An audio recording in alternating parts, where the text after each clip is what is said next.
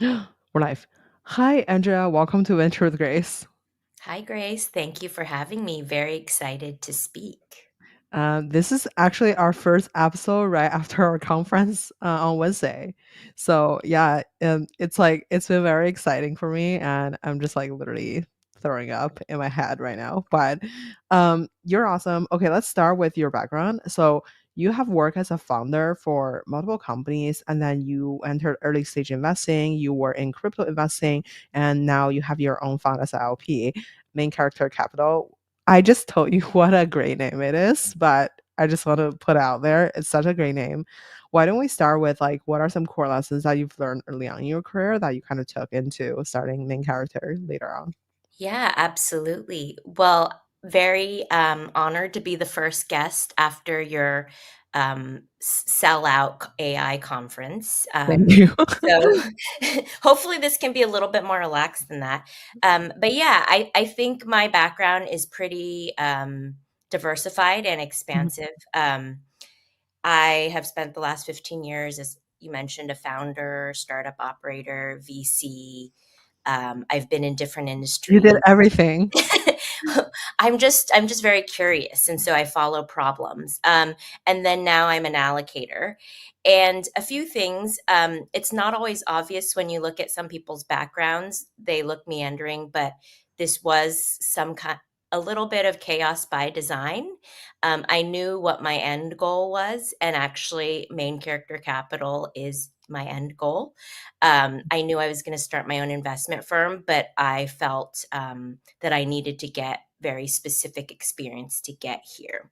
Mhm. Um, and so, I guess to answer your specific question of what are some tips for people younger in their career, I would say something that I did, which not all my peers did, was really, really think about my career early on, during even the first 3 or 4 years out of college, really thinking about where you want to be. And not everyone knows, but I think a lot of people fall into the trap of just taking the most prestigious job that they can get, or following what everyone else does.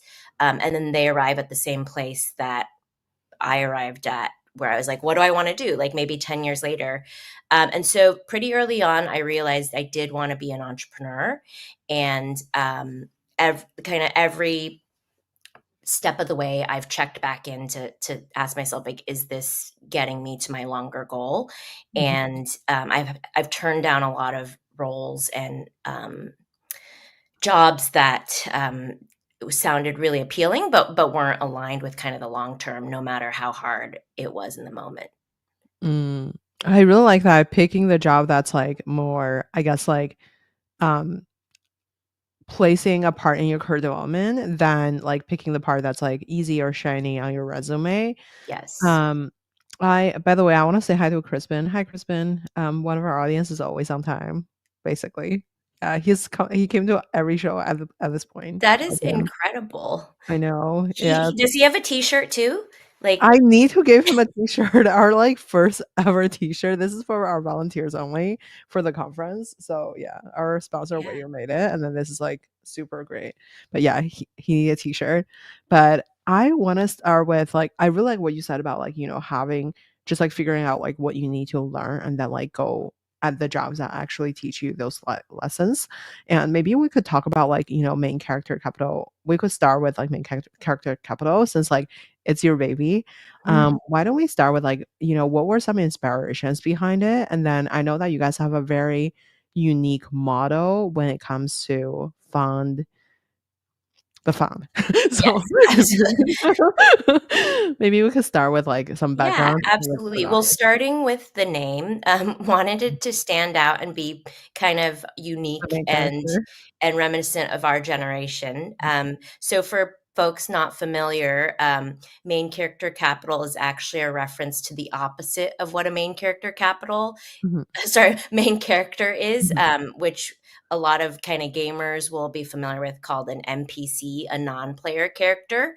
mhm, And so when I set out to start the firm, I was like, I want to back people who are like creating the story and forging off to do very unique things. Mhm. And so that's kind of how we got started. And then I knew since 8 years ago that I wanted to start another company. I'd started one in my 20s, but I knew I wanted it to be an investment firm in particular. I didn't know the exact strokes of what it would be, but I wanted it to be very different Mhm. and address kind of real problems I saw Mhm. specifically in private markets, which Mhm. refers to like alternative investments. So, like non stock or bond type investing, right? Like Mhm. VC, PE, more illiquid assets. And so, yes, so that is all come true. And so I started Main Character Capital last year. Um, I wasn't sure if I was ready to start my company yet, but it was just the right time. Mhm. And there were a lot of problems that I saw in the market. And so I guess rewinding a little bit about back to my background and how I ended up here. What's a little bit unique about my background is I have now kind of been a part of 4 different venture funds, and I got to see 2 of them kind of launch, and then I got to help turn around 2 venture funds. And so that's a bit unique in being able to kind of operate these Mhm. funds. I've also operated across the market. As you mentioned, I've been in venture capital, both in and outside of the US, as well as in digital assets. I did some personal investing across real estate and public equities as well. And so I was looking at the market very holistically, and I realized that this was actually a really good opportunity to start an investment firm Mhm. for 2 reasons in particular. One thing, I realized that this next decade in particular is going to be very, very uncertain. As you can already see with Mhm. geopolitics, you can see with AI disruption. None of us, even the experts, truly know how quickly and how where it's going to impact what industries, right? So a lot of uncertainty. The second thing, which is specific to this last 2 years, 3 years in particular, is this is the hardest time for smaller funds in alternative assets and private markets specifically to raise capital, because due to all of this uncertainty, a lot of capital has kind of flown to more safer areas, right? And so you see a lot of the bigger venture capital funds and private equity funds, for example, getting funded. Mhm. And so that leaves a huge gap for some of the smaller up and coming funds. So these are kind of 2 trends I saw kind of at the large the higher level. And then I dove in, having been a founder, having been more on the GP level as well, and realized that it's really hard to start a fund. It's actually harder to fundraise for a fund and launch a fund than starting a startup. Mhm. There's no urgency. The LP investor base is very fragmented, and unless you come from a very well known brand, those people tend to like raise very quickly, Mhm. because they're associated with, again, these safer brands. It takes like 2, even 3 years sometimes to raise capital, and so I realized that there's a real problem, and perhaps that I could be a large lead investor, or what we call an anchor investor, to support some of these funds and then build a team that really adds value to the small funds, similar to how VCs add value to startups. Mhm. And so that's kind of how Main Character Capital was born, through understanding market opportunity and understanding key problems. And so I'm going to pause there. I think there's a lot more ways we can go, but I'll let you kind of lead. Totally. I feel like it was really interesting to hear your perspective on like, the uncertainty of the world and then also these like, unless you're a safer brand, Mhm. like a big fund spin-off, it's like really hard for like a regular person to start a fund. Maybe we could dive into main characters like core strategy because I feel like you guys have such a unique Yeah. strategy. And maybe if you could share like more about like how you select the emerging managers, just because nowadays like we have so many um people like that they're all like equally talented, but it's really hard to like think about who will make a better investment manager. Yes. Maybe we could talk about like, where do you look for these people, and where I'm sure a lot of them find you, but how do you filter out like the people that are may not be the main character in your capital? So Absolutely. So, to address the first part of your question, which is kind of a little bit more about the main character capital model. So, based on those problems, I went to design what I call a product because Mhm, I've built products, my financial products actually, my whole life as well. But um, we decided we wanted to back funds in particular, and um, th I guess you could call us we call ourselves a GP seeding fund. It's a mhm, variation of a fund, but mhm, GP seeding is a newer concept in venture capital. It's more common in the hedge fund world and private equity world, but it's the idea of kind of seeding or anchoring a newer fund and putting them in business. And oftentimes, as an anchor or seeder, you get mhm, kind of specific and special economics, mhm, ranging from sometimes getting a small part of the GP to getting maybe some discounts that other LPs wouldn't. And so we take a view of the investment firms like they are companies. We specifically look for funds that want to grow into franchises and want to be around for at least four funds, which already puts you at probably 10, 15, 20 years. And we want to be a part of that journey.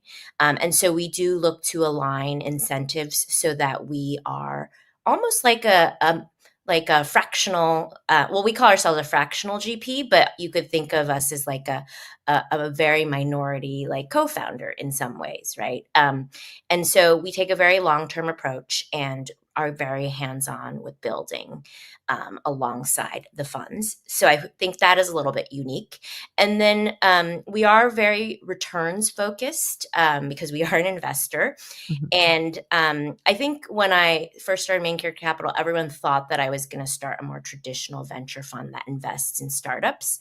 But again, I looked at the market and um, there are more and more funds. I think the number of funds has tripled in the last 10 years, but the number of kind of unicorn outcomes that actually exit has stayed consistent at about 20, right? So you have fierce competition and you also have a compression of returns. Since 2019, a lot of funds have kind of struggled to pace with prior years in terms of returning capital, and there's a lot of dynamics for that as well. But yeah, so it's harder than ever to be a good VC and to return capital to your LPs. And so I actually thought there was more opportunity at the LP level to take more risks on these managers. And so the last thing I'll say about main character capital strategy is um, I'm very focused on incentive alignment mhm, and understanding who is your customer and I guess end user.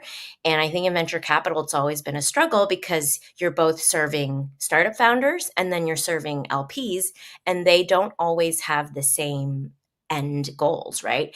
And so one of the goals for main character capital is to really align incentives between GPs and LPs better.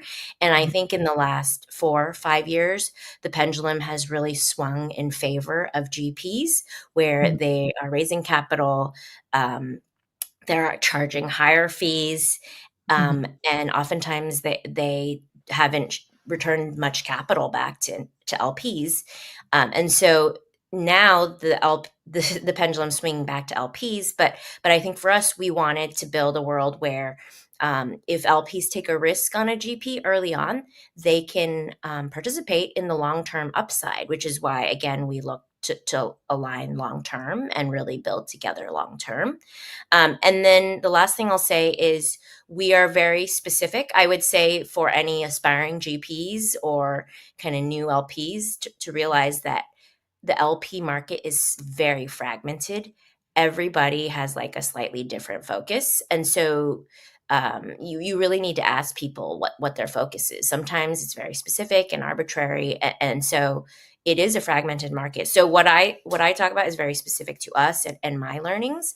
Mhm. But we only back 10 funds because we're so involved, and we specifically look to be very concentrated, like 15 to 30% of the funds. Mhm. Again, because we want skin in the game, because we're building with them, alongside them long Mhm. term. Um, but again, we only back 10. And so we are specifically looking for very diversified strategies that don't compete with each other and that will hold well across kind of this market uncertainty. And so I, in particular, look for very niche strategies. I'm very open to new models, and I actually don't back some of the more popular, proven out spin outs because they don't need the same help, and sometimes they don't have kind of the crazy upside that some of these newer strategies have, right? So that's a little bit about main character capital, and I'm sure you have a lot more questions there. Mhm. But moving on to manager selection, again, I think it's very, very specific to the LP. So Mhm. again, make sure you ask what they're looking for. Um, and like I said, ours is very specific. I've built out 2 VC sourcing strategies, and I've run 2 sales teams, and so I've also had to figure out how to filter and source very quickly and clearly.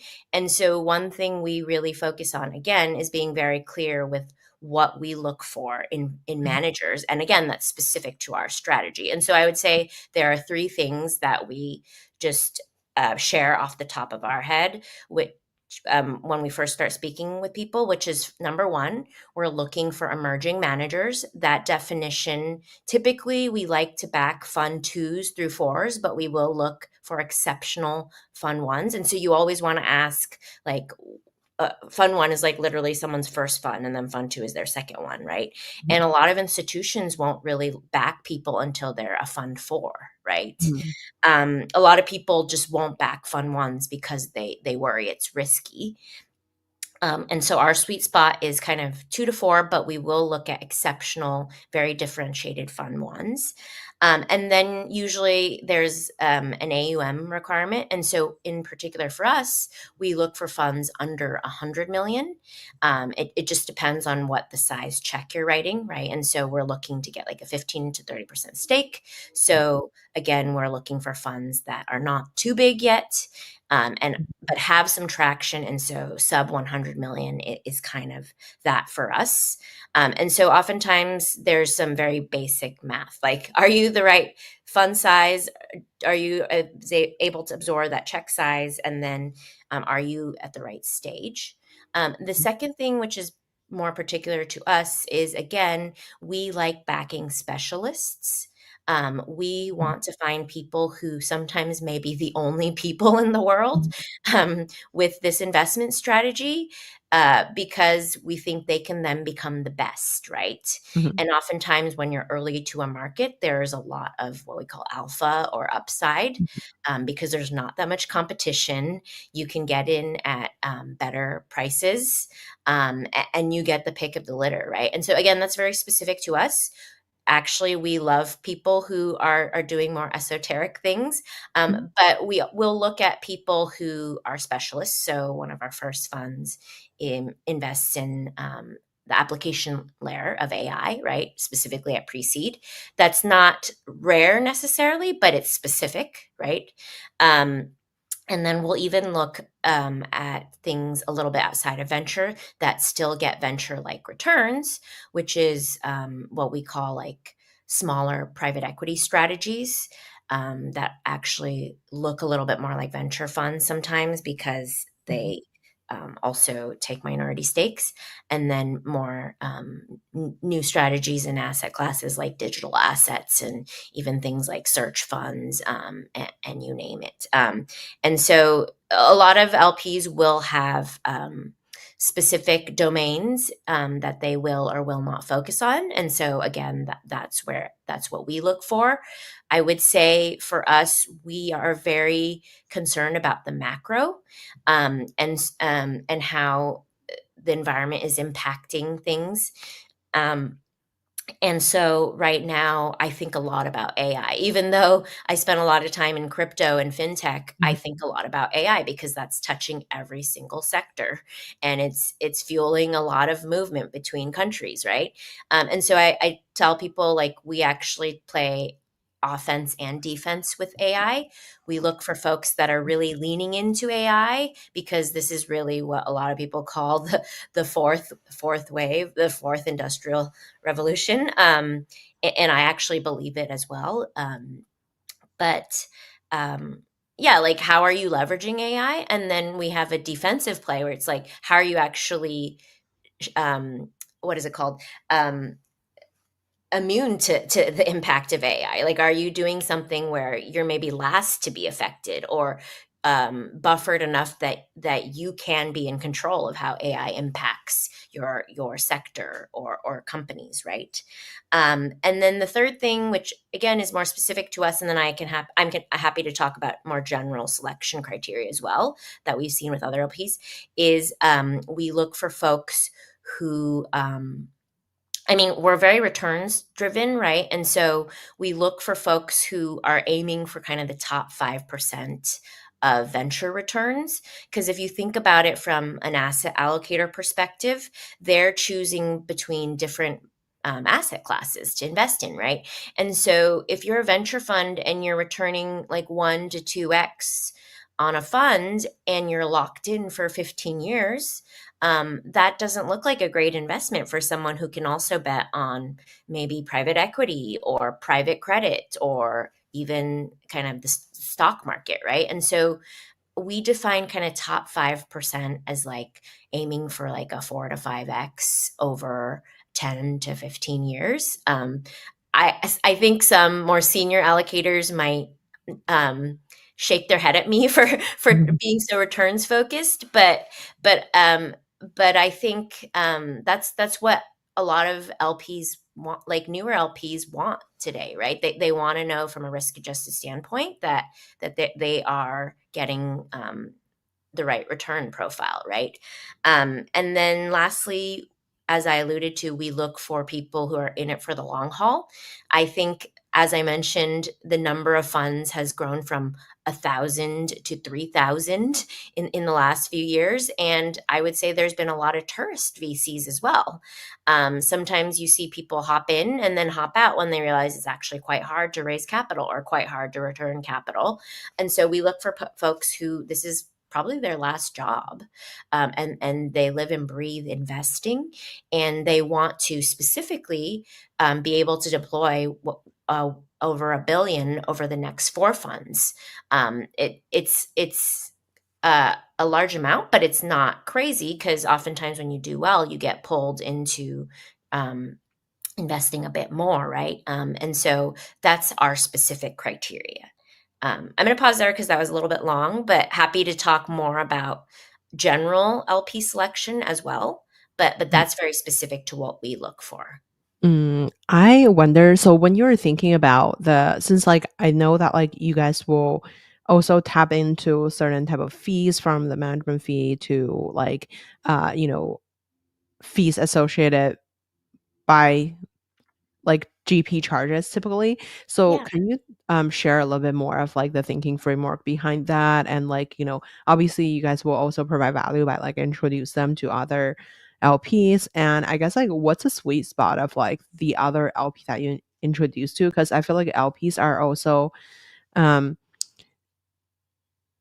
I think it's a very diverse world, and It it's is. like you said, it's like very fragmented. Like, you know, a lot of the family offices or individuals are very hard to be verified. I guess like how do Yeah. you leverage your existing network or like tools to verify people's investability in that sense? Sure. So I think your first question is around how do we tap into fees and Yeah. structure with the Mhm. GPs and add value. And then the second is like how do we think about introducing them to other how do we co-invest with other LPs and verify those LPs? Yeah, Okay, totally. great. So to answer your first question, like I said, we try to align incentives both with us and the GP Mhm. and with the GP and our LPs. And so um, when I set out to start the fund, I mean, I'm a trained VC, so I like taking risk and getting upside, right? And Mhm. so when you invest in funds, obviously the upside is different. You're not going to get Mhm. like 100x, although I think there's been like one or two funds that have gotten 100x. But typically, it's you're really solid if you're returning a 3x even Mhm. back to investors, right? Because you're a portfolio, so it's less risky than backing one startup. Um, Mhm. and so, as you know, a GP will charge fees to their LPs. So they'll usually charge 20% carry and then 2% management fees to cover salaries and office, whatnot. And they charge that for every year for about 10 Mhm. years, right? And so if you look at the math, they're charging about 20% to running the fund. And so as an LP, you have to think, okay, so that means only 80% of my capital is getting invested. And then on top of that, I'm sharing 20% of that back to the GP, right? So that's kind of Mhm. basic venture fund math. And so if you look at the fees, smaller funds need the Mhm. fees because if you're like a $20 million fund, 2% is not a lot, right? It's Mhm. barely enough to hire another staff or to even pay Mhm. yourself a salary in Silicon Mhm. Valley, let alone get an office. But when you look at a bigger fund, like the ones that are a couple billion or $20 billion, you can see that they're actually making a lot of revenue, not just from the carry, but also from the Mhm. fees. So it's widely known that larger funds are actually just making money off the fees, right? And so that's actually a real stream of revenue for them. And so when I set out to build main character capital, again, I wanted to get venture like returns for myself, even as a fund of fund. Mhm. And so I asked myself, like, how do we create a structure where we're providing value and taking risk on GPs, and that's why they're willing to share in some of the long-term upside. Mhm. But for LPs backing us, we can represent a very diversified portfolio for them, but still ourselves be aiming to get those top tier venture like returns, right? And so, how do you get that? Being creative with tapping into different um, streams of capital. The second thing I wanted to do was to create a product that was hopefully a little bit more liquid and more focused on what we call DPI, which is a metric for measuring cash back to investors, right? Actual cash, right?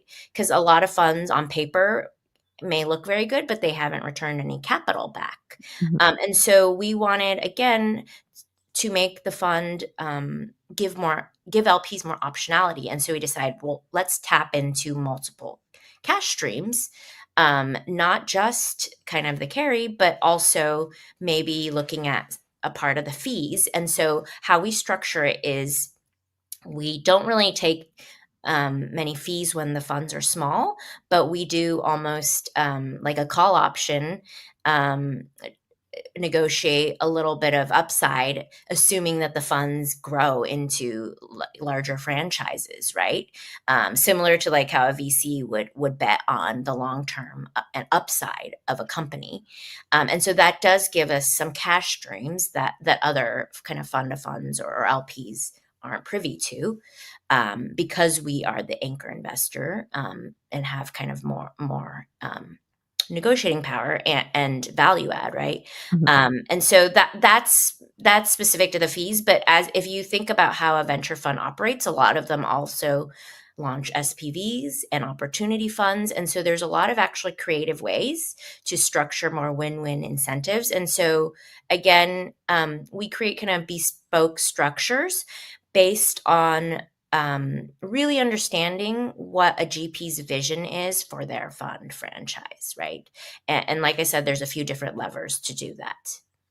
Mm, I wonder when you were thinking about, I guess, like, um, picking the 10 different funds, as you mentioned, like, for Yeah. each of the fund, you need, like, 15 to 30% stakes. Like, what's your portfolio construction kinda look like in details? I guess, like, do you what how do you define like, how do you decide, like, what do you have, like, the same amount of money to, invest into the Yeah. 10 different funds? Yeah, great. And then yeah.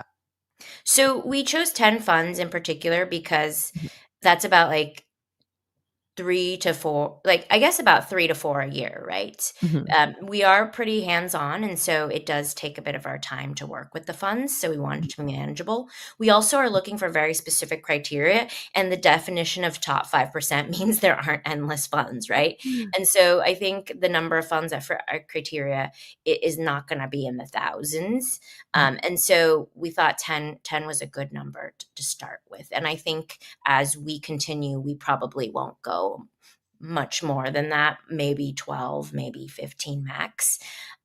So that's where kind of the 10 came from. In terms of how we construct our portfolio, um, I've taken more of a fund size approach. Mhm, So I would say about 50% of the fund is dedicated towards funds that are about 50 million or less, mhm, right? Because they just need a different size check. We'll do about and then about 25% um, $100 million funds. And then the last bucket is looking for strategies that are a little bit more liquid and maybe have the ability to return cash to LPs on a shorter duration than like a traditional VC fund, which is 15 years, which is also why we look at some of the kind of micro PE and more liquid digital asset strategies, right? So that we get a good mix of again, because we're really focused on kind of delivering DPI back to investors. So I would say, yeah, it's a more fund size. And then in terms of um, like sectors that we look at, again, I mentioned this kind of mhm, AI on, AI off strategy. mhm, And so every fund knows exactly how they are going to be impacted or not impacted by AI, but we have no geographic limitations. We actually focus 70% US and we're open to 30% non-US because I've invested globally before. We're also, we're sector agnostic. Again, we're just looking for very unique, innovative models and ideas from up and coming investors. And so we don't have, yeah, we're sector agnostic. Stage wise, we do prefer earlier stage. I've done pre seed to pre IPO as an investor myself. And my heart is just an early stage and an earlier stage like pre seed seed. We'll look at some Series A also. Um, they just need bigger checks beyond that, right? So it doesn't make sense for them to work with us. But that's where you can get the higher multiples sometimes because you're going in earlier, right? And so, yeah, that's a little bit about how we think about portfolio construction. mm. I wonder, how do you think about, since, like, you mentioned about, like, I guess, like, investing in the experts. I guess maybe we'll switch gear a little bit because 'cause I'm so fascinated by who do you raise from since, Yeah. like, the Yes. traditional GP raise from family offices or institutions, but do you also raise from the same pool, or, like, is there, like, a different pool of Yeah, yeah, great question. And I think I didn't answer your question about how we validate LPs and yeah, refer yeah, LPs. So yeah. Mhm. would you like me to answer that piece first? Sure, sounds Okay. good. You're so Yeah. organized. Yeah. I'm not very organized. My thought is all over the place. No, no, no. You just organized a huge conference. Like Mhm, that's a lot of work. Oh, Bernard just joined. So in terms of value add for our GPs, mhm, I think the reality is GPs need help with fundraising. That's the mhm, hardest thing. And a mhm, lot of people don't want to help on that because it's very hard. So a lot of people say, oh, we'll help with strategy or we'll help with mhm, your materials. But the truth is, GPs want fundraising help. And so I think where we really help is that we are lead investors and anchor investors. So we will do the legwork to do the deep diligence and put our name and stamp on our diligence.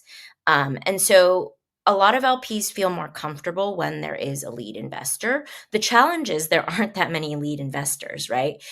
Institutional investors typically can be seen as lead investors, but they oftentimes have rules that they can't write checks bigger than 10 or 20%. So Mhm. sometimes they aren't considered the lead from a total committed perspective. And then the family offices, some of them will anchor funds, but usually it's very one off and specific to the family office's expertise or interest. And usually they don't really have, some of the bigger multifamily offices do, but a lot of them won't have like more institutional processes for diligence. And so I think we fit. So I think being an anchor investor is actually one of the biggest ways you can help GPs, by being like, look, we believe in them so much that we'll lead the round. And then we oftentimes dig into governance and, um, like I said, we try to help the funds become franchises. And so there's a lot of things related to that. We're like getting insurance, making sure that you have the right policies in place. A lot of folks are still up and coming, right? And then, of course, Mhm. with the fundraising piece, a lot of people, like we talked about multiple times, the LP market is very fragmented. What people don't realize is smaller funds actually raise a huge majority of money from individual LPs. Mhm. So, like high net worth, ultra high net worth individuals, right? Not even family offices only. And so I saw a stat recently that funds under 100 million usually get 37% of LPs from individuals, and funds under 25 million get 45% from individuals, right? Mhm. So that already tells you a little bit about kind of the LP mix. Mhm. So I mean, funds definitely require higher minimums than Mhm. startups, and so there's definitely less individuals that will be LPs. And oftentimes, individuals look to invest for different reasons than family offices and institutions. They are trying to get closer to the GPs or maybe get access to some of the co-investments, right? And so I would say when we look to help with fundraising for the funds, we think really clearly about obviously what the fund size is. So realistically, who they're going to attract, what stage they're at. The Mhm. earlier they are, the less likely they are to attract institutional capital, right? Unless they have the big brand names.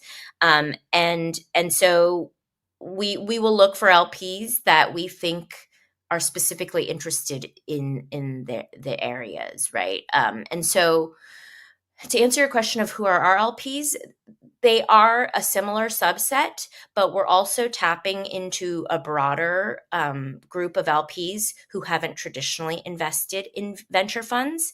Mhm. So not everyone likes venture capital. I know in Silicon Valley, everyone and their mom has investments into startups Mhm. and funds, right? And so sometimes it feels like who doesn't invest in this? But a Mhm. lot of families and individuals outside of Silicon Valley and in general have very low exposure to venture capital. Mhm. Um, Partially because they don't understand it, because it's just very different than underwriting a growth equity or like private Mhm. equity fund. Um, um, but I would say, yeah, so I think we've gotten more interest from folks who historically don't have as much exposure to venture capital. Mhm. And based on my training and kind of my style of thinking, we've actually gotten along with a lot of like people who have more trained as hedge fund or private equity investors, because we Mhm. kind of capitalize on different macro trends and look for different market dislocations where maybe it's out of favor right now, and so you can get like a better deal with one of the top GPs. Mhm. And so these are some newer concepts actually that are not yet fully embraced when you invest in venture funds. And so Mhm. again, I would say talking to a lot of families outside of the U.S. and similar bucket, but folks who are thinking about it in a kind of a more open, new way. Mm. I wonder how do you think about like, who would be your ideal LP? Just because I feel like raising a fund it's very different than raising a venture fund to a degree. And I feel Yeah, like you mentioned, there's no urgency. And then you mentioned about like, the interests are coming from family offices. I think the other hard part is about like diligencing. So I feel like venture in general is such a word of mouth industry. A lot of the information are hiding behind like closed people. doors. Yeah. Exactly. So I feel like it's very hard to actually verify if certain people invest in a sector or not. So like I wonder what's your thought process on like, fundraising as a LP and as well as like how do you think about like verifying uh Yeah, yeah, people? absolutely. Yeah. So that's definitely a hard thing. I think the same way a lot of in the startup world, there's a lot of entrepreneurs. There's Mhm, also a lot of kind of, I don't know what the equivalent terminology is for family offices and LPs, right? And so I think one of the key questions you have to ask is like, how active are you? Like, can you point to a few funds that you've actually backed, right? So that's like a really mhm, easy way to double check immediately if they've actually invested, and then you can maybe go ask for a reference to the funds. So again, I would say trust, but definitely verify, right? mhm, I think specifically in the family office space, it's also complicated because a lot of people are like international, right? And mhm, maybe you don't have like common network. Um, Also, a lot of families are very complicated. Just because your family member doesn't mean you're a decision maker. And so I've met folks who are just on all the panels, but they mhm, don't actually have any decision making power, right? So I think these are some pointed questions you can specifically ask, like, are you deploying now? What's your check size? Have you deployed in the last few months? And so for us, we've built a network of advisors ourselves, mhm, as our best fundraisers and advocates as well. So my venture partner Michael has is part of a family office network, and he vets those families very diligently mhm, after getting to know them. And so a lot of being in the family office world is about trust, right? It's not as common to just get an immediate check, although sometimes mhm, you will, but it takes a long time to build the relationship because the checks are bigger. And again, it's just a different game, right? And mhm, so there are fortunately a lot of family office networks out there, but as you kind of dip your toe into them, you'll realize that there's different quality, right? mhm, And so those are some of my tips around how to like identify the legitimacy of specifically a family office. How we approach fundraising also is, I think, we've spent a lot of time on our product. I mean, I call this fund a product. And so we get meetings easily because we're very differentiated. mhm, Nobody has heard of anything like this. But because of that, we are also looking for a profile of LP that is a little bit more open minded and risk on, right? Because traditionally, if you invest in funds, you're not looking to take a lot of risk. And so there's a very specific type of investor who is interested in kind of minimizing their risk in a way by investing in funds, but also maximizing the upside. And so that's one viewpoint we look at. And so oftentimes people that have more entrepreneurial backgrounds are more willing to take that kind of risk, right? Younger generations are always looking for new things. And so those are some proxies. Um, a lot of people love good value. So people with like more hedge fund mindset love capitalizing on market dislocations like right now where it's really hard for people to raise, and there's a lot of uncertainty. So I would say that that's one area. And then I think The second thing is just there's no shortcut, but it's really just building trust and building relationships, and being there both physically and online, and reminding people, "Hey, I'm here." Some of my LPs, they said no to me a few times and then said yes because they're like, "Wow, I never thought you'd get to this point," right? And so a lot of it is similar to startup fundraising in that it's just consistency, not taking no for an answer, and really showing a lot of progress. How do you, like, kind of, like, manage your fundraising process? Just because another thing is, like, I think one part is, like, you have to build the track record Yep, slash you have to start investing before yep. you invest it. I feel like being in Yes, the fund world, it's even worse than being in the startup investing space. Because how can you have $10 yes, million sitting in the bank to just yes, randomly investing in one yes. fund? And then There you so do have there's no yeah. yeah. No, you hit it spot on. There's a really hard, like, it's a hard start problem, right? Because you don't have enough money, but you need to show the track record, and it's not like startups, like you said, where you could just invest 25K or warehouse a small deal, right? Mhm, Yeah, so I mean, there's a lot of ways that GPs get around this, and I could mhm, talk about some that we've seen, but a mhm, lot of people will start, kind of, I guess, angel investing in mhm. funds. I mean, are you asking me from a fund to fund perspective or a GP Oh, perspective?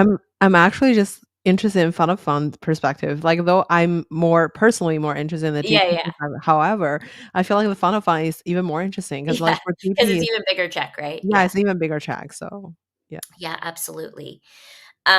Yeah, so I think because I invest in funds, it's similar to how people will try to get an angel track record before they launch their first fund, right?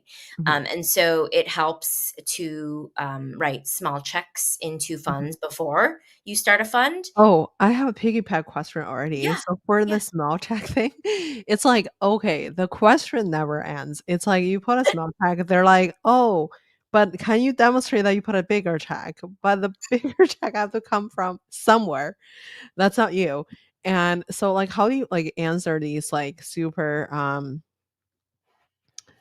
I yeah. guess it's just like a Yeah, just pseudo a never question. ending It way never to prove ends. yourself, right? Yeah, Yeah. that's a great question. Luckily, I've always sold new products, and so it's just getting comfortable with a lot of skepticism and then converting that skepticism initially.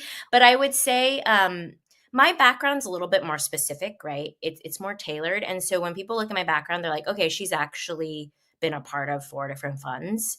And the way she talks to me is more like a GP. So I don't always get the same complete skepticism because people are like, oh wow, she's actually done this before. And maybe I can learn from her. And then another way, which is tried and true, is to help make introductions off the bat without any expectations, right? So just to show value immediately, to a fund, and oftentimes, if you just ask, they will let you put a smaller check in. Mhm, Um, you can always spin an angle like we're both women. Like you don't have any woman out. No, I mean just leverage every strength you can, right? Like if you're an expert in like cloud computing, tell them all the business development contacts you have, right? So it's mhm, just really selling yourself. So I don't find that part as challenging. I think also because I built a strong advisor base, I oftentimes introduce them early on to the funds and they immediately see the value add. And so again, it's similar. It's just um, providing value before expectations. mhm, Um, I usually try to provide a lot. I try to be very respectful to GPs, even if I'm not interested. I try to say no very quickly. Actually, just saying no very quickly can get you a long way because LPs are notorious for not getting back to mhm, GPs. But I would say it's all the same things as if you're a VC, really. mhm. It's like, yeah, building trust, providing value up front, and Oh, kinda being no BS. I have another question on this. Yeah. So, I was chatting with another emerging manager the other day, and then basically she said, the LP asked her for her access to, a bunch of different things. So for example, whether it's deals or like getting into a social situation or like being connected to XYZ. So how far is too far that you have to go to like convince the LP slash actually doing them favors until they invest? Yeah, I mean, that's one of the hard part of all of our jobs, right? A lot of it is being able to quickly assess people and filter them, right? Mhm, And that's a lot of the job. Like half of the job of being a VC or even a fund of fund is fundraising. mhm, And so, I mean, I think that's where sometimes a more traditional sales background helps, right? What is always important is to have good record keeping, so a good CRM to keep mhm, track of someone and the interactions you have. But I mean, we all have limited time, and so I would say you want to ask yourself, is this person actually serious? And mhm, you want to bucket them into different buckets, right? And so there's mhm, someone who's serious who may not invest for 2 years. That's different than someone serious that may invest in the next 3 months. And so there's different ways to engage them. And so there are ways to figure out if someone's really just kind of milking you for information and whatnot. And I would say if it's making you uncomfortable and it's unclear when and where the end is in sight, it's perfectly fine to push back, right? mhm. I totally agree. So, like, I guess I wonder in terms of like your personal CRM, I guess like what does your fundraising kind of look like as a fund of fund? Because Yeah, for GPs, you can set like I guess like the first close deadline, but yeah, typically it's not like as much as you have to raise as an LP, right? So like you yeah. can't just first close your first fund Yeah, in the next absolutely. week. That's a great question. So our fund is a little bit unique in that it's a new model. We're also a fund Mhm, one, but we mhm, do back a lot of fund twos and threes, right? mhm, And so I would say for us, we decided to take a very specific approach pretty early on. We modeled it after some of the other GP seeding funds mhm. across other Wait, what sectors. other GP seeding funds? No, I mean, I know some funds, but I don't know if they're Yeah, yeah. So funds. so I did obviously I did a lot of market research in this space, Mhm, and a lot of existing seeders out there are in the hedge fund world or private mhm, equity world. So mhm, I looked at some of their models and figured out best practices that they utilized. mhm, And then I adapted it specific to venture capital, right? mhm, Because like you said, each asset class is still pretty different, and the networks of trust are different. mhm, And so one of the best known kind of GP, it's called stakes also. Sorry, there's a lot of different terminologies, but one of the best known GP stakes fund is called Dial Capital, which is now merged with a fund called Blue Owl, and they're like a $12 billion strategy that mhm, does kind of a strategy like main character capital, but for like private equity buyout funds. mhm, And so when they first got started, they had the same kind of cold start problem. It's like how do you do this? And so they negotiated a lot of their deals ahead of time, and mhm, then went to LPs and said, "Hey, these are the deals, and like we've de-risked this for you. Um, invest in us now," right? So mhm, just like show people your exact pipeline. mhm, And so I think in startups, usually they want you to warehouse the deals first, but because the fund world moves slower, you actually have a little bit more time to be like, okay, mhm, we negotiated this deal. I've heard of people doing letters of intents even to back the funds and then going to LPs. So mhm, that's one way to do it, right? Which mhm, is a little bit more private equity style, like that's very common in private equity where you do a deal and then you say, do you want to fund this deal, right? so mhm, so that's one angle that we've taken. mhm, And so um, we currently are lining up kind of our third, fourth, and fifth and sixth deals, and people feel they've asked for that, right? Because they're looking for a diversified portfolio, and that de-risks it for people because they see exactly what the terms are, what the mhm, funds are, and yeah, that's really the approach that can shortcut it for a lot of folks. Because I mm. think, So especially in this environment, it's hard to just raise off of an idea, right? mhm. So basically you're saying you will show like, "Oh, by the way, hi Chris, it's live. It's like we're always live, live, live. This is live, live. Chris, hi, Bo. Wanted to say hi. Hi, Magba. Hi, Bernard. And then Crispin, of course. But okay, so I wanted to learn more about like, so since you mentioned about like, like you would show the LPs the deal basically before they invest in your fund. Is that correct? So like basically you'll Well, show so there's them a like, lot of emphasis on kind of deal pipeline mhm, and then digging in deeper. Obviously, we have to respect the fund's confidentiality and mhm, whatnot, right? But by the when we're getting to the point, because we do a lot of diligence, and then we also negotiate terms, and we're the lead. At that point, we'll share some of those confidentially with very serious LPs, mhm, and then the LPs can even meet the funds themselves. But I would say that our LP base is a little bit different in that they're specifically looking for a diversified mhm, portfolio. So even they may not direct they would be less likely to directly invest in the fund because in mhm, gen I think when you're talking about smaller funds it's just harder for them to raise also, right? They mhm, can raise from individuals, which are small checks. Family mhm, offices oftentimes won't put a check more than 3 to 5 million, and 5 million if you're lucky. And then institutions, as you can tell, most of them want to deploy $1 billion. So they're also not looking at the small funds, right? And so mhm, there is a huge gap for someone who will write like a 10, $15 million check. mhm, And so there is a little bit more time and leeway around that. mhm, But I think people look at our backgrounds and they know that we're very serious. mhm, And we also introduced LPs directly to the mhm, funds if they do want to invest. So I think a lot of the GPs have, um, like, we've also built trust with them, right? mhm. For sure. How do you think about building, I guess, like, uh, I guess, like, how do you think about, like, filtering out the LPs that are actually having the risk tolerance?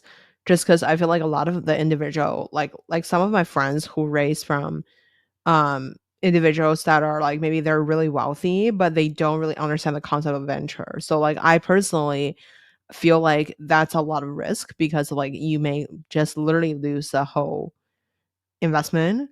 Yeah. But how do you think about, like, making sure the LP have alignment on Yeah. what they're Yeah. getting into, especially for the foreign or, like, the family offices Yeah. that never done this before? Yeah, exactly. So again, it's all like a sales I mean, I hate to Mhm, say the analogy, but like it's like a qualification process, right? mhm, So some people are never going to invest in you no matter how good you are, right? And mhm, so oftentimes that's very clear if they completely don't understand the strategy. mhm, Um our strategy does require a level of understanding across a few different sectors sometimes. And so if someone's never invested in venture and is very skeptical of it, we don't try to convince them otherwise, right? Because they just don't like venture, so they're never going to want to take this level risk, right? But then there's another bucket of folks who are kind of curious. They're mhm, skeptical, but they're curious and they have capital to deploy. Another thing is to be like, do people actually have capital to deploy, right? mhm, And a lot of the people that we've seen who do have capital to deploy are people who are like in more liquid markets like mhm, stock, because a lot of people who traditionally invest in venture are mhm, stuck, right? So I think to understand where they've made their money and where they're looking to deploy is really mhm, important to parse that out. But I would say um, part of the reason I started Main Character Capital is specifically to help kind of family offices and institutions who may not have the manpower to execute on a strategy like this, because it does take full-time work and a full-time team who understands venture to do something like this, right? mhm, A lot of people who invest in funds will realize there's adverse selection. Like by the time they see a fund, maybe it's not the best fund, right? Or if they're not working on it full time, how are they ensuring they're seeing everything? mhm, And so we give people comfort because this is we tell people we are scouring the world literally to find mhm, small funds, niche funds that know what they're doing. And The second thing is my whole structure is to balance risk, actually. You hit it spot on. Like, when you get to a certain wealth level, you're not looking to take the same amount of risk as when you're a young angel investor, right? Just Mhm, starting out. And so what I liked specifically about a more fund of fund like structure is it's a portfolio of portfolios, right? mhm, So like a VC fund is in supposedly less risky than a startup, but you could mhm, imagine a fund of funds is even less risky than a mhm, VC. Because if you look at the stats, I believe 50 over 50% of VC funds actually lose money, but mhm, that's less than startups, right? Um, and so more startups fail than that. But I came across several stats, and so I actually have a deck that just walks through the basic mhm. statistics of venture You just capital yeah. for, like, the beginning investor, and Mhm, I sometimes some of the more sophisticated investors are like, "Why are you telling me this?" And I'm like, "Well, there's different subsets of LPs, right?" And so, believe it or not, fund of funds have, only 5% chance to lose money just mhm, based on the nature, and that's just shown by kinda data. And then the second thing is we underwrite for funds that are really shooting for the top 5%, and mhm, we also negotiate additional economics, so that provides a little bit more padding for us. So that's what we call kind of downside protection. And so this is a product that I wholeheartedly feel comfortable for myself, for my family mhm, members, for my friends, and for newer LPs mhm, as actually a better way for them to approach funds, because I think you'll meet a lot of angel investors who maybe went kind of crazy investing for the first 2 years and then realize, oh my gosh, this is actually quite hard and I lost a lot of money. There's a similar kind of learning curve with funds where mhm, you get really excited and you invest in a lot of funds and then you realize actually you have to pick right. And so I think we can complement a lot of folks because of the structure. And because we put in such a large check, we get more transparency and visibility into the funds. And I actually think this is like what I would call like a good appetizer for new LPs as a way to start investing in funds. Because again, I think um, a lot of people assume backing funds is easier than backing startups. And mhm, it's proving to be not 100% true, because if you look at the return dynamics, it's really just the top 5% of funds that are generating those tremendous outsized returns, right? And so it goes back to manager selection again. mhm. Mm, for sure. Okay, so I know that I still have so many questions, but I want to be mindful of the time. I want to end with like a quick 1 minute fire round for you. What's your favorite book? Oh, geez. Mhm, My mind went back to kindergarten or like which was Charlie and the Chocolate Factory, because that was literally my first book, which is crazy, but that's one of my favorite. Sorry, a more adult answer would be The Magic of Thinking Big. love Um, that. yeah, Uh-huh, um, I read it when I was during that career phase when I didn't know what I wanted to do with my life and I was mhm, less confident than I am now, and realized that you have to take risks and think really big, and that courage separates successful people from less successful people, right? for sure. Like, and Charlie and the Chocolate Factory because it's creative, I guess. Sorry. Love that. Who made the biggest impact in your career? Oh goodness.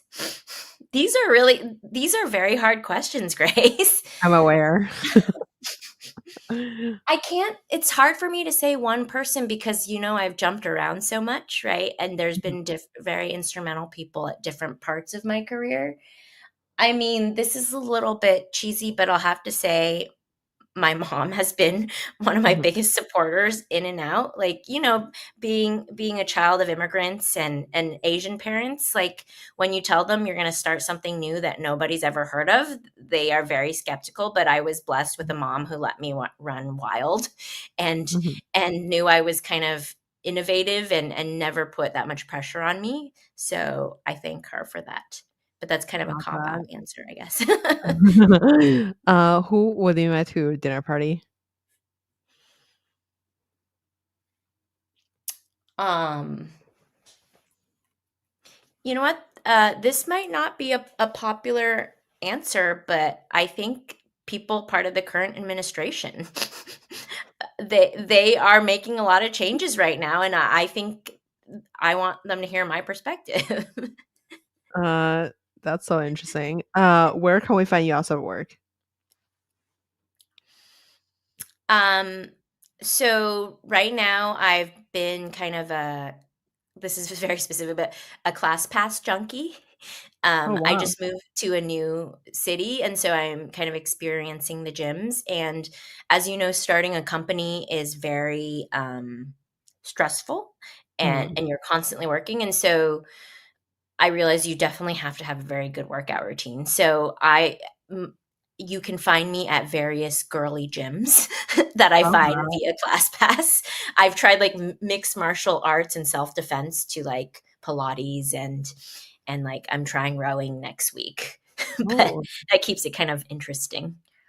love that. I feel like workout is such a underrated thing, but it's so necessary when you're It fundraising. is. Otherwise, you get into this anxious loop of like constant working. 100%. Yeah, totally. Well, Andrea, thank you so much for coming on the show today. It was such a fun conversation. Thank you so much, Grace. Hopefully, it was enlightening in some way. But Amazing. Oh, uh, magma, one of the biggest things since you started how many kilos.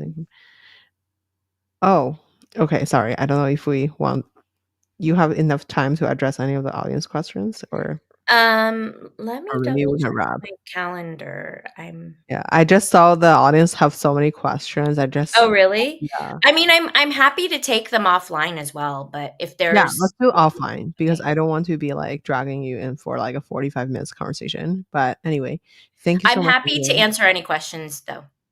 Sounds good. Thank you so much. Okay, Thank you, Grace. thank you. Okay, let me quickly end stream.